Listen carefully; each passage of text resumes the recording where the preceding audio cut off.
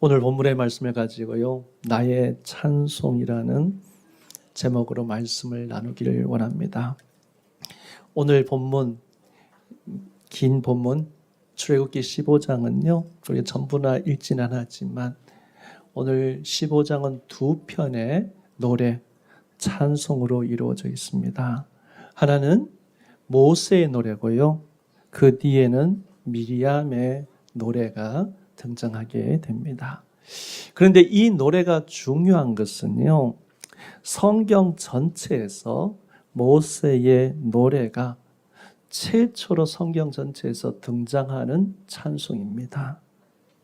그리고 또한 이 찬송, 모세의 노래는요, 성경에서 제일 마지막에 또한 나오는 찬송입니다.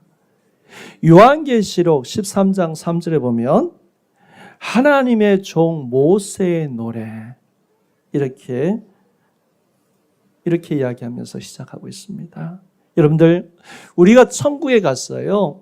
어린 양과 함께 하나님 앞에 섰을 때 모세의 노래를 부른다는 겁니다. 그러니까 성경에서 나오는 최초의 노래가 모세의 찬송이었고, 그리고 성경의 마지막 나오는 노래도 어떻게 보면 모세의 노래였다는 겁니다. 그래서 성경에 나타나는 모든 찬송은요, 모세의 찬송 안에 둘러싸여 있는, 포장되어 있다는 겁니다. 모세의 노래가 성경에 부른 모든 찬송의 모태가 되는 것이며, 모세가 부른 찬송이요 앞으로 부르는 모든 찬송의 기준이 되었다는 것을 우리가 볼 수 있습니다.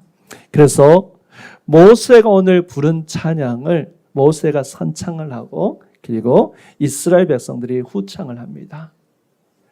그 다음에 똑같은 찬양을요, 여러분들 미리암의 찬양을 보십시오.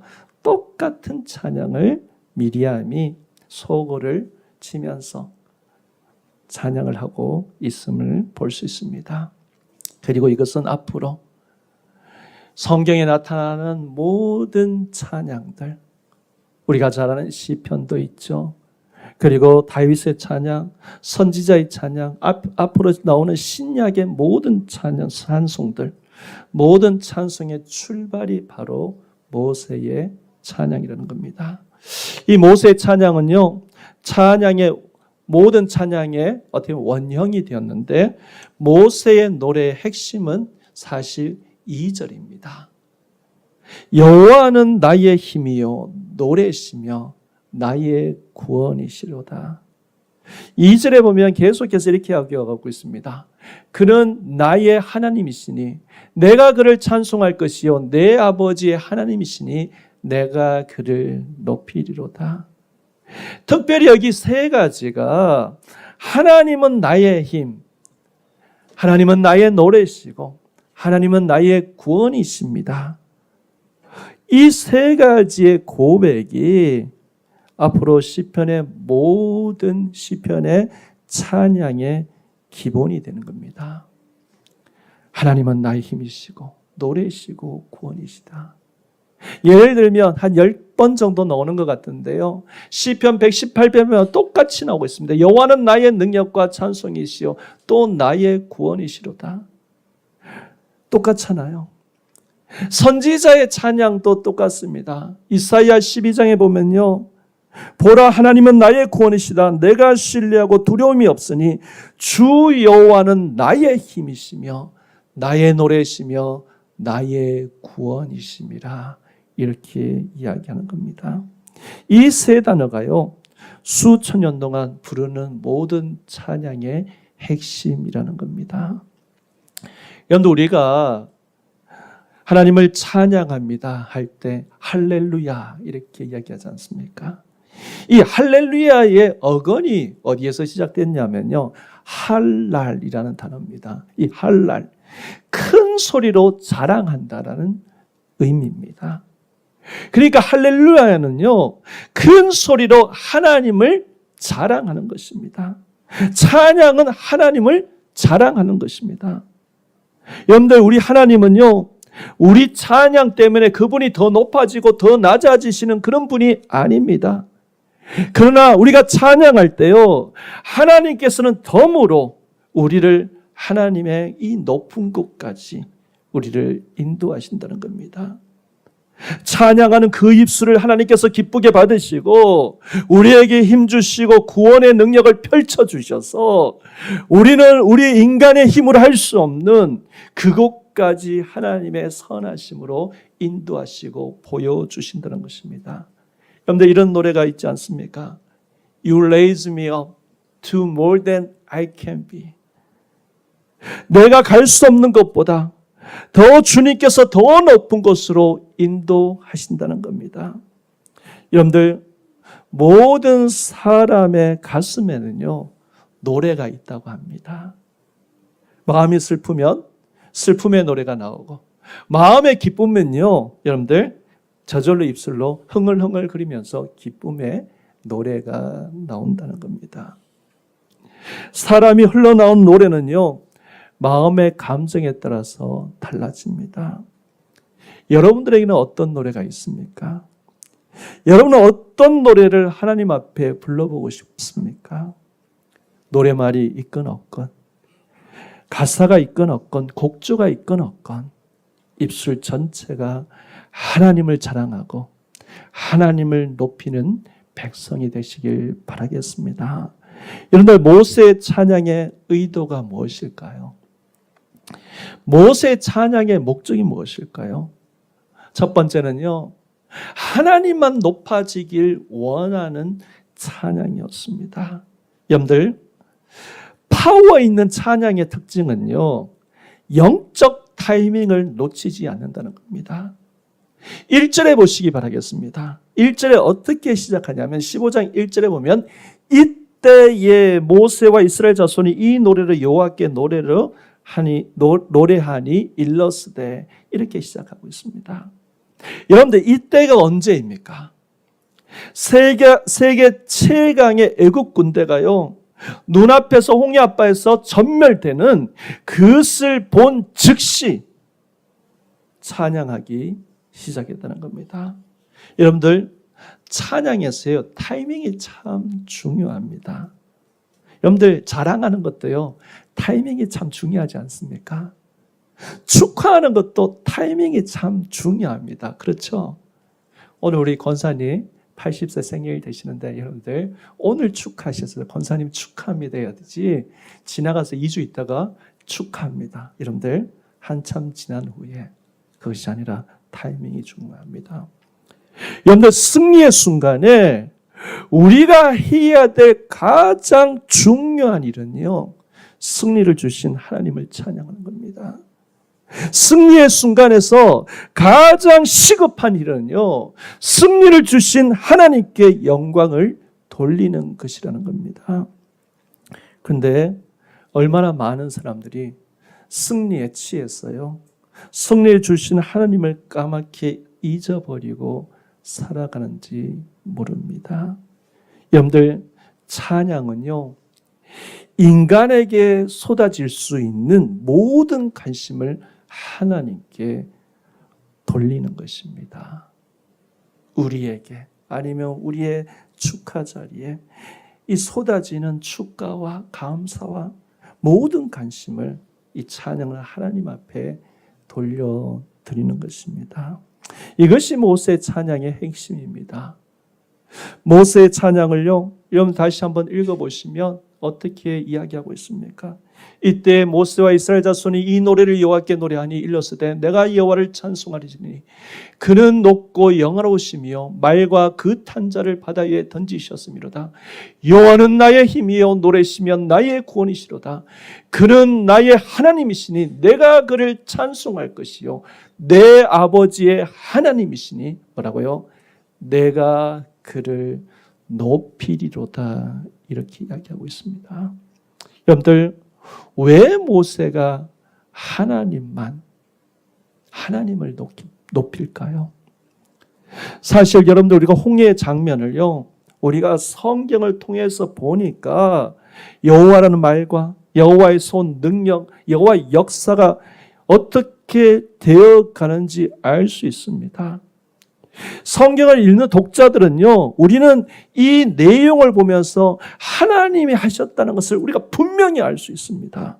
근데 사실 당시에 있었던 이스라엘 백성들이 실질적으로 본 것이 무엇입니까? 그들의 눈에 보인 것은요, 오늘 성경에서 이야기하고 있습니다. 주께서 바람을 일으키시매 바다가 그들을 덮으니 그들이 겉새 물에 낫같이 잠겼느니라. 똑같은 이야기를 8절에 또 하고 있습니다. 사실 이스라엘 백성들의 눈에 보인 것은요, 바람이 불었다는 겁니다. 눈에 보인 게. 큰 동풍이 불렀다. 큰 바람이 불러서 물이 갈라졌다. 다시 바람이 잠잠해지니까 그 바다가 물이 애굽 사람들을 덮었다. 그러니까 이 큰 승리 앞에서요, 그들은 주께서라는 단어를 빼고 바람을 일으켰어. 바람이 그를 덮었다만 기억될 수도 있기 때문입니다. 우리는요, 큰 승리, 큰 역사, 큰 일 앞에서 하나님이 모두 다 하셨습니다. 모두 하나님이 하셨습니다.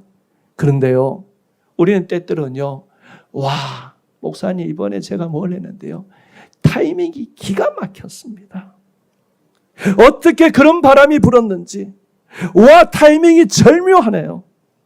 우리는 싹 다 빠져났는데 타이밍이 절묘해서 바람이 그쳐지니까 애굽 군대가 다 죽었네요. 주께서라는 단어를 빼어버리고 바람만 기억하고, 그리고 자연 현상인 것처럼, 우연인 것처럼 마음을 뺏길 수 있다는 겁니다. 이런 또한 이스라엘 백성들이요, 바람이 일어나기 전에 무슨 일이 일어났습니까? 모세가 바다 앞에 섰습니다. 그리고 모세가 지팡이 들었어요. 하늘을 향했습니다. 어쩌면 백성들은요, 모세가 바다를 갈랐다고 생각하면서 모세를 높이고 모세만 주목할 수 있다는 겁니다. 여러분들, 모세가 손을 내민 것도 사실이고요, 손을 내밀 때요, 큰 동풍이 불었던 것도 사실입니다. 그러나 모세가 이 모든 것을 뭐라고 이야기하냐면요, 여호와께서 하셨다고 고백하고 있는 겁니다. 그런데 출애굽기 15장 1절부터 21절까지의 찬양이 참 독특해요. 원어의 성경에 보면요, 여러분들, 야훼라는 단어로 시작했다가 야훼라는 단어로 이 찬양은 끝이 납니다.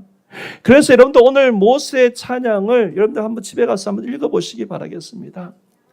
이 21절짜리의 이 찬양에 여호와라는 단어만 13번 나옵니다. 뿐만 아닙니다. 여호와 같이 겸해서 주께서라는 단어가요 19번 나오고요, 하나님이 2번 나옵니다. 모세가 이 사건들을 이야기하면서, 이 일들을 이야기하면서 모두 여호와께서, 주님께서 구절마다 주님께서 하셨다는 것으로 꽉 채워 있다는 겁니다. 여러분들, 우리가 승리할 때요, 우리 삶 속에 무슨 문제가 해결됐을 때, 무슨 일이 이루어졌을 때 하나님께서 바람이라는 것으로 수단으로 사용하시기도 하십니다. 하나님은요, 모세라는 수단으로 사용하시기도 합니다. 또 다른 수단으로 하나님께서 이 모양 저 모양으로, 어떤 것을 우리의 열심으로, 지식으로, 지혜로 이런 것을 사용하시기도 하십니다. 그러나 여러분들, 그 순간 우리가 기억해야 될 것은 이것입니다. 여호와께서 모세에게 손을 내밀게 하셨습니다. 모세가 손을 내밀었을 때요, 여호와께서 바람을 일으키셨다는 겁니다. 그들이 다 지나갔어요. 여호와께서 바다를 멈추었다는 것을 모세는 이야기하고 있는 겁니다. 여러분들, 우리도 마찬가지입니다. 2025년도를 마무리해가는 이 시점에 저와 여러분들의 삶 속에서도요, 분명한 하나님의 역사들, 하나님께서 이루신 일들, 오늘날까지 하나님께서 우리의 삶 가운데 주신 삶 가운데 하나님께서 우리를 이끌어 가셨어요. 그런데요, 지나고 나서 바람만 기억하고, 혹은 그때 사용한 사람만 기억하고, 그때 주신 하나님의 은혜를 잊어버리고 승리의 기억만 남아있지 않습니까? 요즘 장로님도 기도하셨지만 요즘 크리스마스 시즌을 지나면서요, 참 이 세상이 너무 분주한 것 같아요. 그리고 바쁜 삶을 정말 연말을 맞이해서 삶을 살아가는 것 같습니다. 크리스마스 카드도 보내고 선물도 보내고요, 인사도 하고 너무 바쁜 그런 분주함을 살고 있습니다. 근데 정녕 성탄의 주인공이신 예수 그리스도는 빠져 있는 것이 오늘날 살아가는 사람들의 모습들입니다. 25년도를 우리가 마무리하면서요, 여러분들은 광야 같은 인생을 걸어오신 분도 계시고요, 홍해와 같은 그런 삶을 여러분들 걸어오신 분도 있을 겁니다.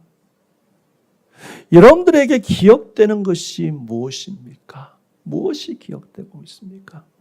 여러분들, 올해를 우리가 마무리하면서 12월 달 연말을 지나면서 여러분들이 기억되는 것이 무엇입니까?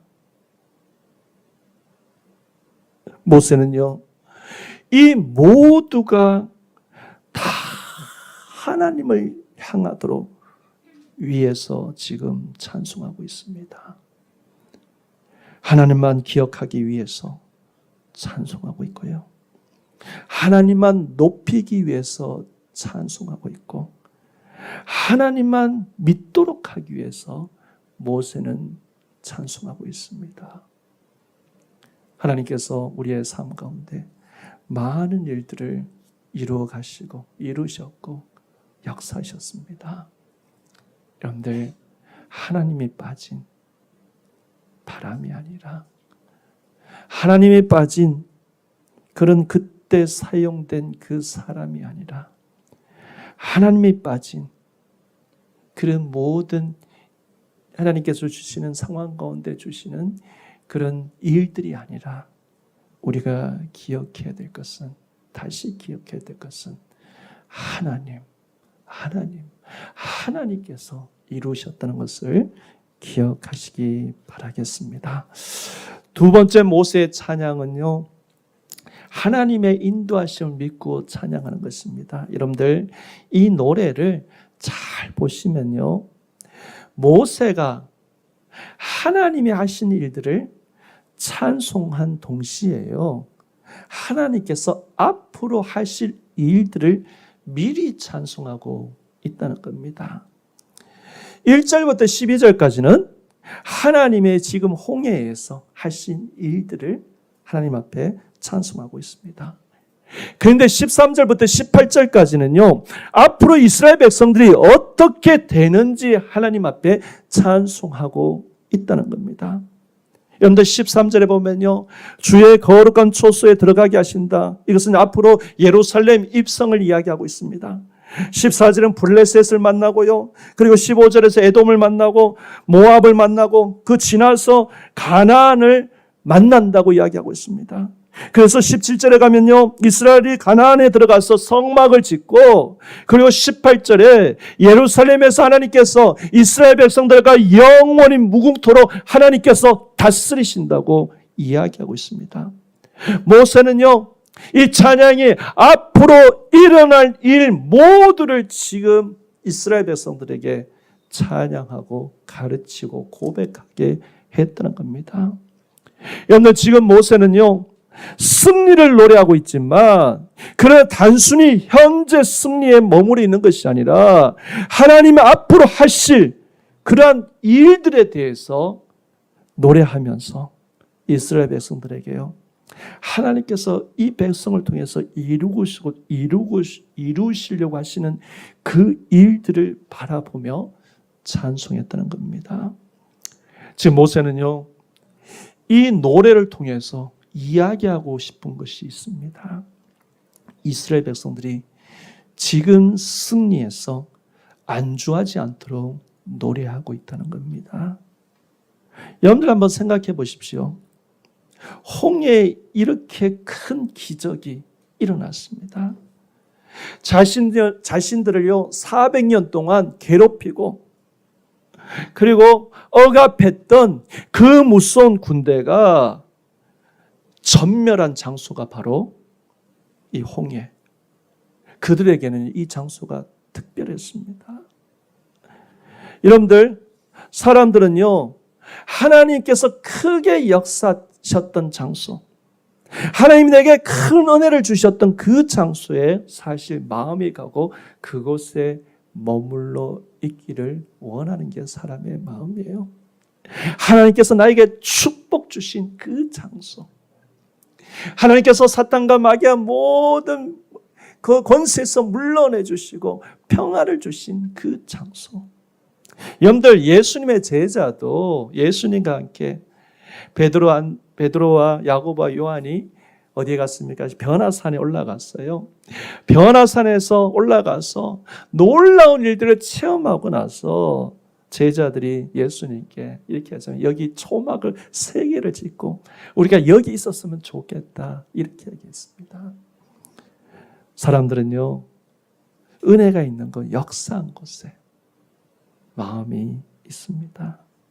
여러분들, 이집트 백성들의 관점에서 보면요, 홍해에서 죽은 애굽 군사들은 최정예 부대입니다. 모든 군대가 다 투입됐습니다. 근데 그들이 어떻게 되었습니까? 그 홍해에서 다 죽게 되었습니다. 그러니까 역사적으로요, 이 홍해의 사건, 이 사건부터, 이 순간부터 애굽이 무너지기 시작했습니다. 힘을 잃기 시작했다는 겁니다. 실제로요, 애굽 사람들이 이 홍해가 너무 무서워서 그곳에 가지도 않았다는 겁니다.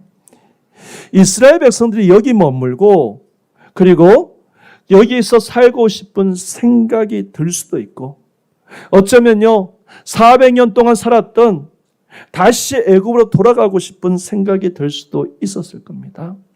이제 어차피 애굽 군대도 다 박살났고 우리를 향해서 우리가 더 두려워할 필요도 없고 떨 필요도 없고 굳이 먼 길을 가지 않고 우리가 익숙했던 이 자리로 돌아가서 우리가 이곳에서 권세를 누리고 살자, 이렇게 생각할 수도 있었다는 겁니다.